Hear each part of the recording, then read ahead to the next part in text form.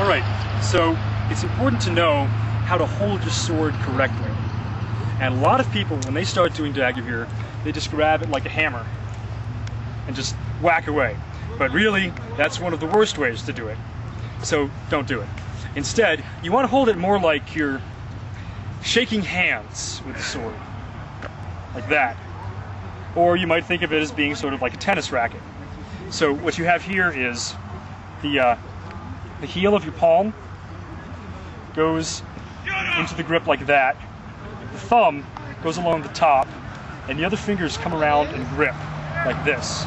And this gives you a much longer contact surface on the grip, so you have much more control. And you can manipulate it with much more precision than just like this, in which you're sort of hacking around and not really doing anything. Like this, you can use just your fingers to move it and change the angle of the blade. So again, heel of the palm goes into the grip, thumb goes along the top, fingers curl around the bottom, like that. Alright, so when you're fighting against an opponent using sword and shield, there are, I would say, basically 6 lines of attack. There is shield side high, like that, shield side middle, like that, and shield side low, like that. 1, 2, 3. And then on the other side, you have sword side high, sword side mid, and sword side low. And of course, it would be reversed if you were fighting an opposite-handed fighter. Alright, so we're going to start with shield side high. Now we already showed you the move that you do against someone who has bad posture. Right like that. Now you have to remember to be careful not to swing downwards into the head, like that. Instead, if you're going to try to move against someone, it needs to be more at an angle against the shoulder. Like so. But if you're fighting against someone who knows what he's doing and is protecting his shoulder, then you're going to need to do a wrap shot. And the way you do a wrap shot for a high attack, start with your sword in the regular position, cock your wrist back, and then throw it. So, in a slower demonstration of that, the arm goes forward, then the wrist turns over, and you hit with the false edge, the back edge. You have to be careful, though, that you don't turn over too soon and end up doing that, because that will not generate enough power and it will not be fast enough. So a good way to figure out when to know that it's time to turn your wrist over is to stand like this, swinging your sword in front of you. And notice how my wrist just sort of naturally turns over. You want to follow this natural movement when you're throwing a wrap shot.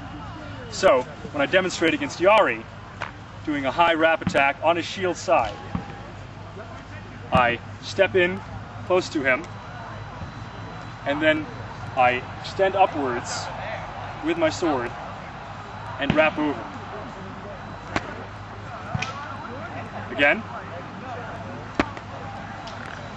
And even if he has a shield up pretty high, if you do it right, you get over him easily. Because what you're doing is you're changing the point of rotation, basically the center of your move from your elbow to your wrist. So it's up here instead of down here. And that's how you get around a shield. Okay, so now we're going to do the mid shield side wrap. It's essentially the same idea.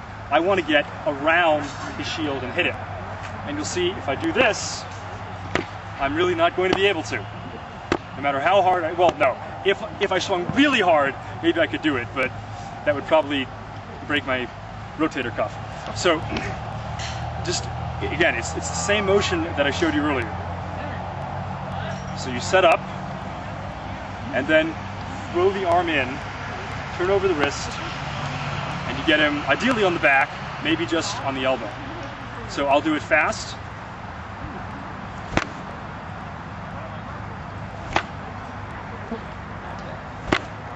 And then more slowly.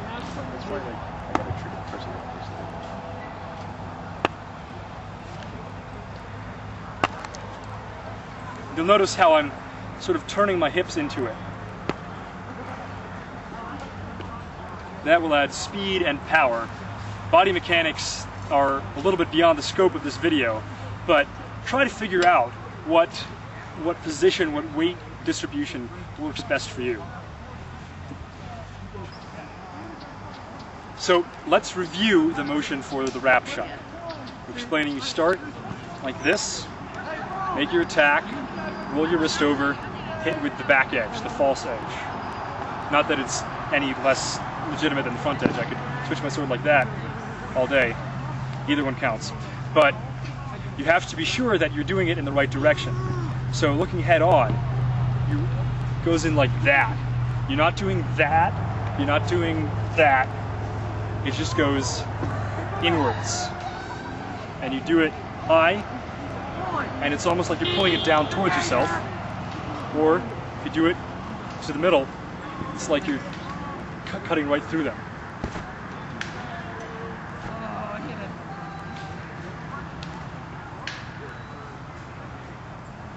Okay?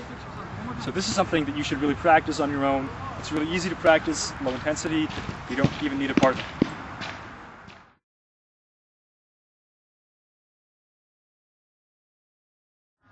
Heel of the palm goes into the grip, thumb goes along the top, fingers curl around the bottom.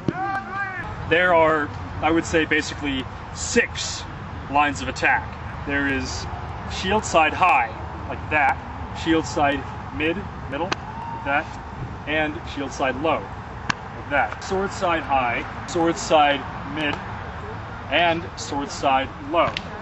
Now we already showed you the move that you do against someone who has bad posture. Be careful not to swing downwards into the head, like that. The arm goes forward, then the wrist turns over, and you hit with the false edge, the back edge. Throw the arm in, turn over the wrist, and you get him ideally on the back.